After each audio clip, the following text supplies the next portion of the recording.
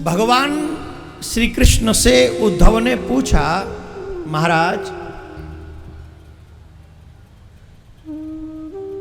हम जानना चाहते हैं संसार में गृहस्थ का निर्वाहन कैसे करना चाहिए। 4 धर्म हैं, गृहस्थ आश्रम, ब्रह्मचर्य आश्रम, वानप्रस्थ आश्रम और संन्यास आश्रम। इन चारों में गृहस्थ आश्रम को ही श्रेष्ठ क्यों माना गया? भगवान श्री कृष्ण कहते हैं, गृहस्थ आश्रम धर्म एवं मूलम धर्मस्य संस्यते। ये जो गृहस्थ आश्रम है यह सभी धर्मों का मूल आधार है। जैसे धरती सब प्राणियों को धारण करती है, वैसे ही गृहस्थ धर्म जो है ये और तीनों धर्मों को भी धारण करता है। मूल में ये गृहस्थ ही है। जैसे पृथ्वी सबको धारण करती है, वैसे गृहस्थ धर्म ही सबको धारण करता है। बोलो राधे राधे। धीरे नहीं। ये गृहस्थ आश्रम गृहस्थी से ही सन्यासी जन्म लेते हैं, गृहस्थी से ही त्यागी जन्म लेते हैं, गृहस्थी से ही राजा जन्म लेते हैं, गृहस्थी से ही भक्त जन्म लेते हैं। एक से एक योद्धा, एक से एक भक्त, एक से एक समर्पित। सभी प्राणी गृहस्थ में ही जन्म लेते हैं। आप एक बात सोचिए, अगर गृहस्थी न हो तो सन्यासियों को, बैरागियों को, त्यागियों को, महात्माओं को, भक्तों को भोजन कहां से मिलेगा? अतिथियों को भोजन कहां से मिलेगा? धर्म की बेल कैसे आगे बढ़ेगी? भगवान श्री कृष्ण कहते हैं,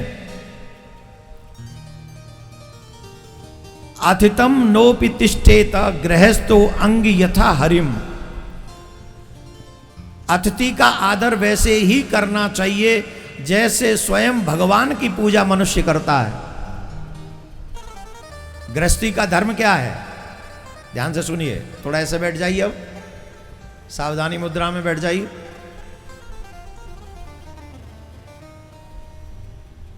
गृहस्थ धर्म किसको कहते हैं? उसका दायित्व क्या है?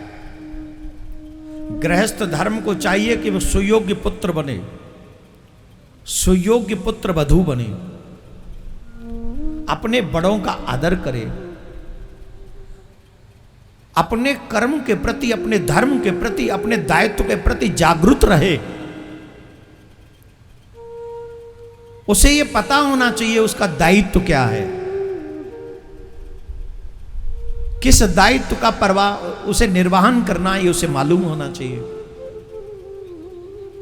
घर में बुजुर्ग मां बाप हों, सास ससुर हों, और उन्हें आपकी आवश्यकता हो तो उन्हें छोड़कर कभी तीर्थ में नहीं जाना चाहिए। जो पुत्र और पुत्र वधू घर में बुजुर्गों की सेवा कर लेते हैं वो सभी तीर्थों का फल प्राप्त कर लेते हैं। एक प्रश्न हमारे सामने आता है बार बार।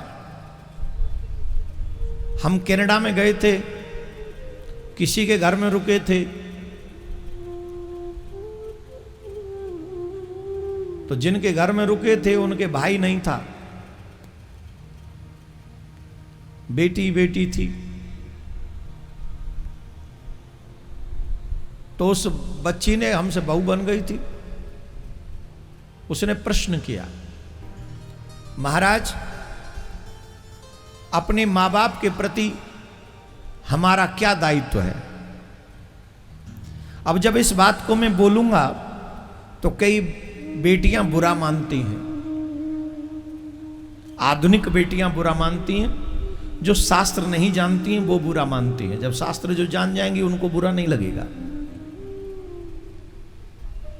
मैं ये बोलूं कि तुम्हारे माता पिता के प्रति तुम्हारा क्या दायित्व है, उससे पहले तुम स्वयं को जवाब दो कि तुम्हारी भाभी का तुम्हारे माँ बाप के प्रति ज्यादा दायित्व है या तुम्हारे मम्मी पापा के प्रति दायित्व है?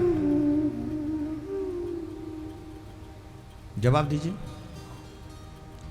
सास ससुर के प्रति ज्यादा दायित्व है कि मम्मी पापा के लिए बेटी का? जवाब दो, जोर से बोलो। तुम्हारी भाभी किसके लिए ज्यादा रिस्पॉन्सिबल है, तुम्हारे माता पिता के लिए कि अपने उसके माता पिता के लिए? जवाब दो। अब ये आंसर सहज समझ में आ जाएगा। जैसे आपकी भाभी का दायित्व आपके माता पिता हैं, वैसे ही आपका दायित्व आपके सास ससुर हैं।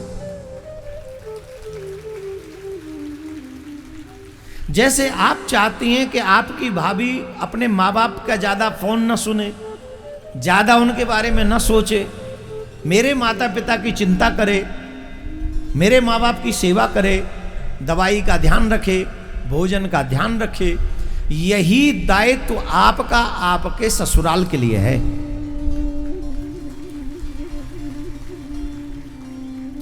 अब ये बात हमने उसको बोल दिया बच्ची को, तो वो बुरा मान गई, अच्छा नहीं लगा उसको। उसके बाद उसने हमसे कोई क्वेश्चन नहीं किया। क्यों? आजकल व्यक्ति वही क्वेश्चन करता है जो उसके मन के मुताबिक आंसर की आशा करता है। वो जो हम चाहते हैं वो आंसर मिल गया तो गुरुजी बढ़िया, और गुरुजी ने अगर धर्म की बात बता दी तो बोले ये तो कुछ जानते ही नहीं। देखो, मैं इसलिए तुम्हें आंसर नहीं कर रहा हूं कि तुम्हें अच्छा लगे, मैं तो इसलिए आंसर कर रहा हूं कि तुम्हारा अच्छा हो।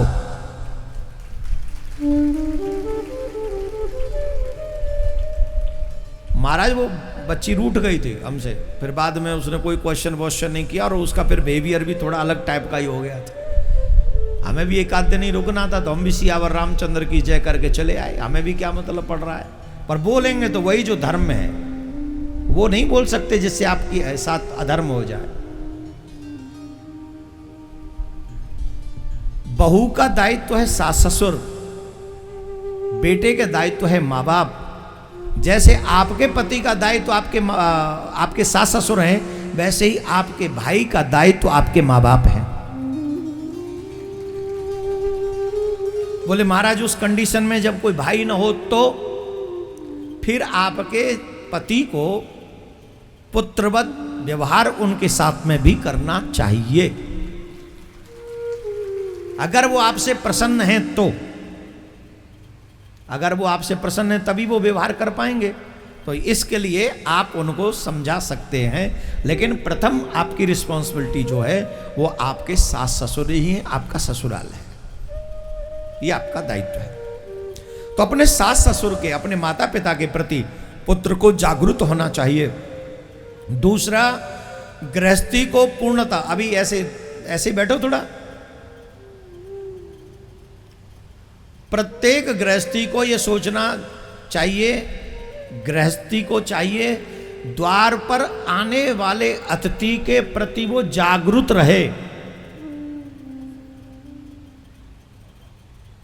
कैसे रहे? जागरूक रहे। अपने आने वाले अतिथि को भगवान से कम नहीं समझना चाहिए।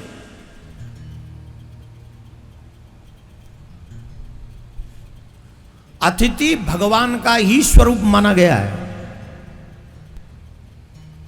इसीलिए हमारे यहां कहते हैं अतिथि देवो भवः, मातृ देवो भवः, पितृ देवो भवः। माता, पिता और अतिथि और गुरु, ये चारों ही भगवान के समान है। अतिथि का तो कोई पहचान नहीं हमसे। कोई भी अतिथि आकर हमारे यहां नॉक कर सकता है, जल मांग सकता है, भोजन मांग सकता है, वस्त्र मांग सकता है। तो हर गृहस्थी का यह दायित्व है ईमानदारी के साथ वो उस द्वार पर आए हुए अतिथि का सत्कार करे, ये समझकर कि मेरे घर पे भगवान ही पधारे हैं।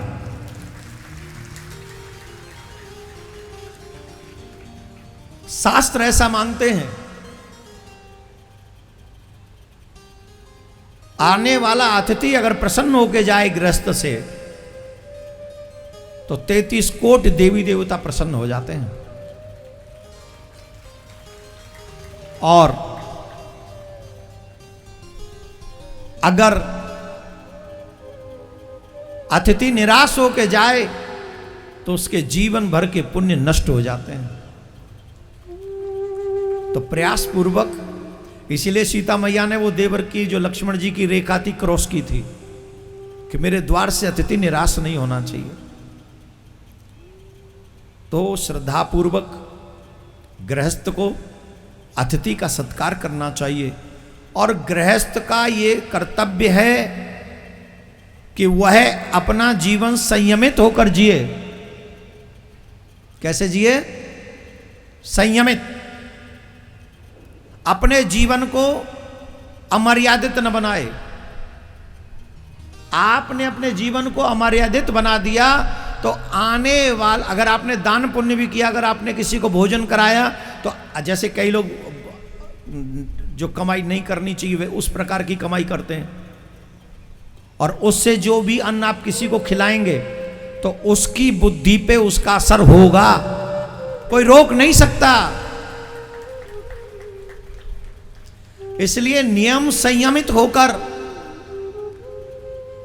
मानव को कमाई पर भी ध्यान देना चाहिए। संयमित होकर जीवन जीना चाहिए, संयमित होकर कमाना चाहिए। बोलो राधे राधे। जोर से बोलना पड़ेगा।